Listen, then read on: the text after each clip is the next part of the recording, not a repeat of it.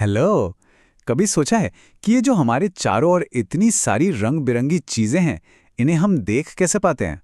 आज हम इसी के पीछे की साइंस को समझने वाले हैं। प्रकाश, छाया और परावर्तन। यकीन मानिए, ये एक बहुत ही मजेदार सफर होने वाला है। तो चलिए शुरू करते हैं।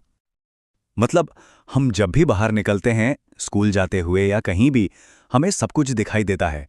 रंग बिरंगी गाड़ियां, हरे भरे पेड़, सुंदर फूल, सब कुछ। पर ये सब होता कैसे है? सवाल तो यही है ना। चलिए, आज इसी सवाल का जवाब ढूंढते हैं। अच्छा, एक सिचुएशन इमेजिन कीजिए। आप एक ऐसे कमरे में हैं जहां बिल्कुल अंधेरा है, एकदम अंधेरा। क्या कुछ दिखेगा? नहीं, बिल्कुल नहीं। लेकिन फिर जैसे ही आप एक स्विच ऑन करते हैं और एक बल्ब जलता है, बूम, सब कुछ साफ साफ दिखने लगता है।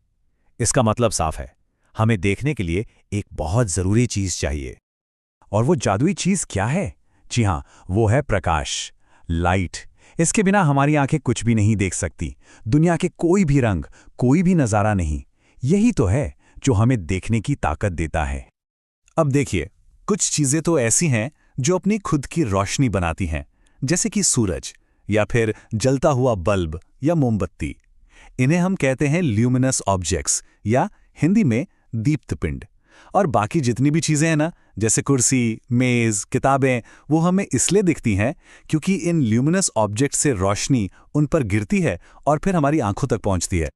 तो अब सवाल ये है कि जब ये रोशनी अपना सफर शुरू करती है और रास्ते में किसी चीज से टकराती है, तब क्या होता है? चलिए पता लगाते हैं कि लाइट का ये सफर कैसा होता है।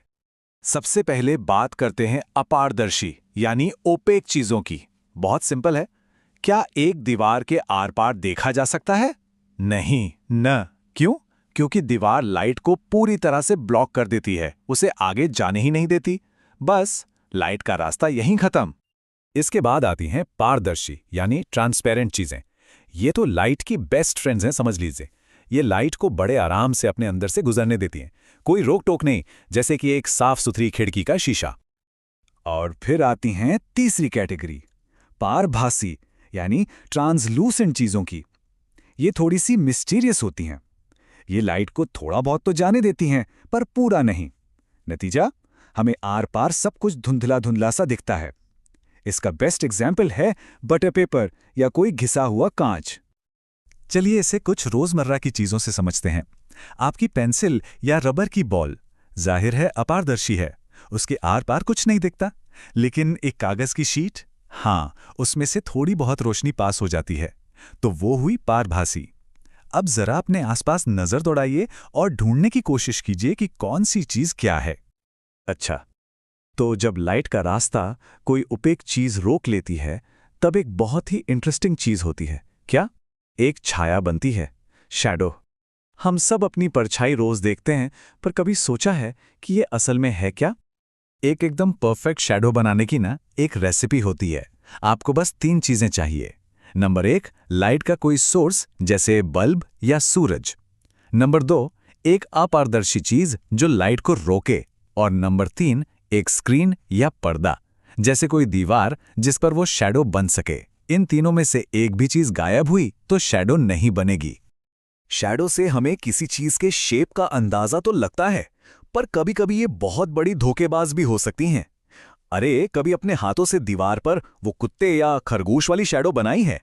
कितना मजा आता है ना? यही तो दिखाता है कि शैडो हमेशा पूरी सच्चाई नहीं बताती। पता है, ये जो शैडो बनती है ना, यही हमें लाइट के बारे में एक बहुत बड़ा सीक्रेट बताती है। एक ऐसा नियम जो ये बताता है कि लाइट आखिर चलती कैसे है। तो क्या लाइट हमेशा हमेशा एक सीधी स्ट्रेट लाइन में ही चलती है? ये सवाल हमें इस सफर के सबसे एक्साइटिंग पार्ट पर ले आया है। इस सवाल का जवाब एक बहुत ही सिंपल से डिवाइस में छुपा है, पिन होल कैमरा।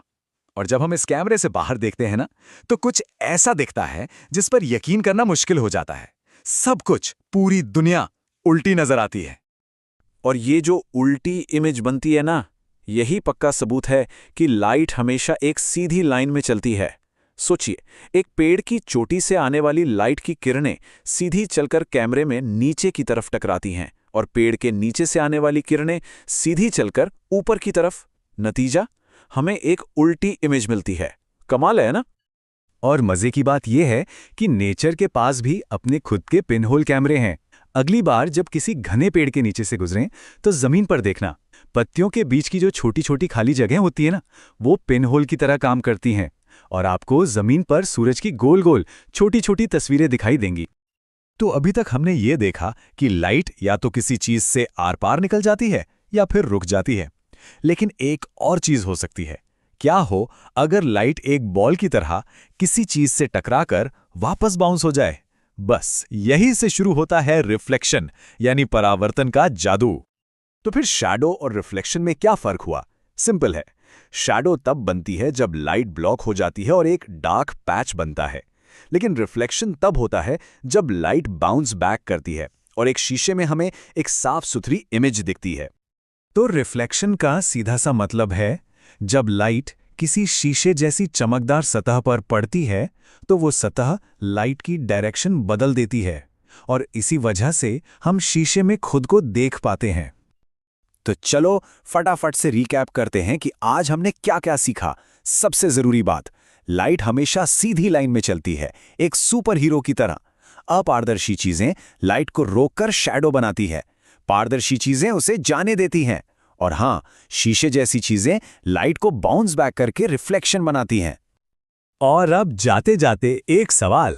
हम सब जानते हैं कि किसी भी रंग की चीज हो उसकी परछाई तो काली ही होती है, लेकिन सोचिए जरा, अगर हम किसी लाल रंग की बॉल पर नीले रंग की लाइट डालें तो तब उसकी परछाई का रंग क्या होगा? इस मजेदार सवाल पर जरूर सोचिएगा।